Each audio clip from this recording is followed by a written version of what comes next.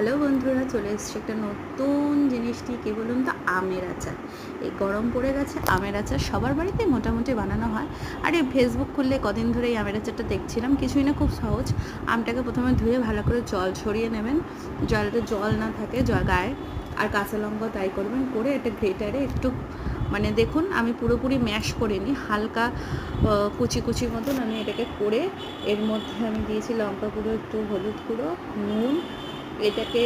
আর ওখানে মশলা ছিল হচ্ছে মৌরি, জোয়ান, একটুখানি মেথি, জিরে, আর ছিল সর্ষে। ওটাকে শুকনো খোলায় হালকা করে নেড়ে নিয়েছি, ওই ভিডিওটা করতে ভুলে গেছি। নেড়ে ওটাকে আমি মিক্সিতে, দেখুন পুরো আমি একদম পেস্ট করিনি, হালকা যেমন রয়েছে দানা দানা ওইভাবে করেছি। আর অল্প একটু চিনি দিয়েছি, আমি যেটাতে দেখেছিলাম চিনি ছিল না। এবার কি করব, কড়াইতে একটা তেল গরম করব, সর্ষের তেল, যেটা আর কি এখানে দেবো। ডাইরেক্ট দিলে কাঁচা তেলের গন্ধ হয়ে যাবে। বিশ্বাস করুন, আমের আচারটা খুব তাড়াতাড়ি হয় আর কোনো ঝামেলা নেই। আমিও দেখেই রান্না করছি, আপনাদেরও তাই শেয়ার করলাম, প্লিজ আপনারাও করবেন। তেলটাকে একটু ভালো করে গরম করব, তারপরে আমি দিয়েছি ওখানে একটু মৌরি আর অল্প একটু পাঁচফোড়ন, কারণ আচারে আমার পাঁচফোড়নের স্বাদটা খুব ভালো লাগে। আমি ভিডিওতে শুধু মৌরি আর মেথি দেখেছিলাম, কিন্তু আমি শুধু মৌরি মেথি দিইনি, আমি একটু পাঁচফোড়ন দিয়েছি, কারণ এই ফ্লেভারটা আমার সত্যি পার্সোনালি ভালো লাগে। আর দিয়েছিলাম হিং, শুকনো লঙ্কা গুঁড়ো না দিয়েছিলাম, তেলটা একটু বেশি গরম ছিল বলে লঙ্কা গুঁড়োটা পুড়ে গেছে। যাই হোক, আমিও তো আপনাদের মতো দেখে দেখে শিখছি, আর আপনারাও যেমন আমার ভিডিও দেখছেন, আশা করি শিখতে পারছেন। জানি ভুল ত্রুটি অবশ্যই আছে, যাই হোক মাফ করে দেবেন।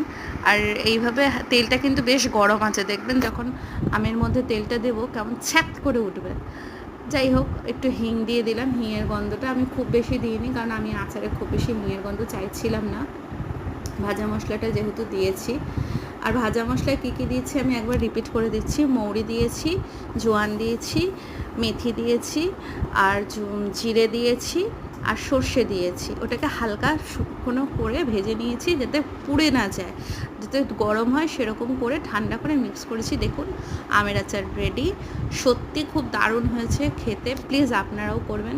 আর প্লিজ চ্যানেলটা সাবস্ক্রাইব করে দিন না বাবা, একটু সাবস্ক্রাইব করে দিন আর আমার পাশে থাকবেন। টাটা, ভালো থাকবেন। আর প্লিজ প্লিজ প্লিজ এই আমের আচারটা করবেন। আমি অনেক ভিডিও দেখেছি, আমারও খুব ভালো লেগেছে, আশা করি আপনাদেরও ভালো লাগবে। টাটা।